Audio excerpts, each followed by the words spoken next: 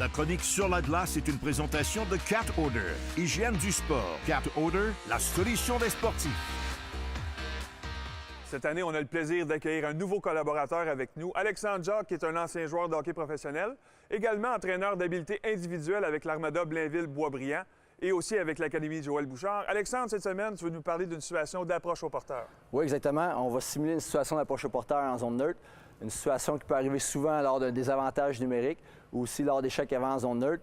Donc, on va simuler un exercice où on pourra apporter les correctifs au fur et à mesure et travailler sur 2 points clés en particulier. Parfait, on regarde ça à l'instant.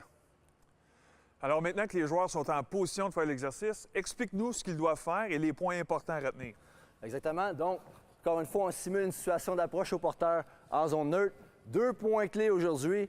On veut être capable de bien utiliser notre bâton défensivement. Donc, ce qu'on explique aux jeunes, avec notre bâton, ce qu'on veut faire, on veut créer une barrière pour empêcher le joueur physiquement de prendre le centre de la glace et aussi tenter de l'empêcher de faire une passe vers le centre de la glace. Donc, moi, en tant que joueur droitier, ce que je vais faire ici en approche au porteur, dans une situation où le joueur vient face à moi, je vais avoir une main sur mon bâton, je vais couper le centre de la glace et je vais tenter de garder le joueur le long de la bande. Étant gaucher, même situation, je veux créer une barrière avec mon bâton. Seule différence, c'est que je vais avoir 2 mains sur mon bâton et je vais amener le joueur en approche au porteur. C'est parti! Excellent, bon bâton. Excellent, bon, bien travaillé. Suivant. Encore une fois, un excellent bâton, ce qui fait en sorte que le joueur ne veut pas prendre le centre de la glace. Suivant. Good, excellent. Alors Alexandre, maintenant qu'on voit que les joueurs défensifs ont bien maîtrisé l'exercice, il y a une progression qu'on peut amener à cet exercice-là. Oui, effectivement, c'est important, lorsqu'on débute et on travaille pour la première fois un aspect technique, de placer les joueurs en situation de réussite. Maintenant, ce qu'on va demander au porteur de la rondelle, c'est de patiner à une vitesse maximale, donc y aller à 100 %. Et ce qu'on va lui permettre de faire, c'est, rendu à la ligne bleue, de prendre le centre de la glace si jamais le joueur en approche au porteur n'a pas bien fait son travail. Excellent, on regarde ça tout de suite. C'est parti, boys! Excellent, bonne approche. Parfait, excellent. On y va.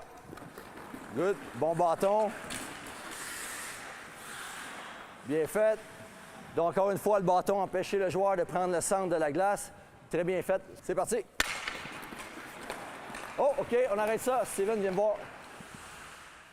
Donc, dans la situation qu'on vient de voir ici, justement, proche au porteur, ce qui est arrivé, Steven a ramené son bâton beaucoup trop rapidement vers le joueur, vers la rondelle, et aussi son synchronisme n'était pas idéal, c'est-à-dire qu'il était un petit peu trop à l'avant du joueur, ce qui a permis au joueur offensif de prendre le centre de glace, ce qu'on veut éviter à tout prix lors d'une approche au porteur. Donc, on va reprendre ici. Ce qu'on veut faire, c'est garder le bâton au centre de la glace jusqu'à ce que mes patins soient parallèles avec le joueur.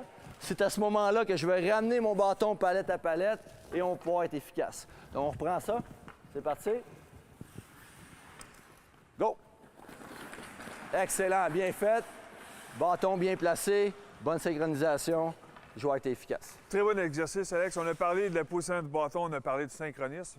Mais l'approche au porteur, la réalité, là, c'est quoi la chose la plus importante à retenir de ça? Dans le fond, comme équipe, on veut récupérer la rondelle. Et comme joueur, lorsqu'on fait l'approche au porteur, on veut séparer le porteur de la rondelle de celle-ci.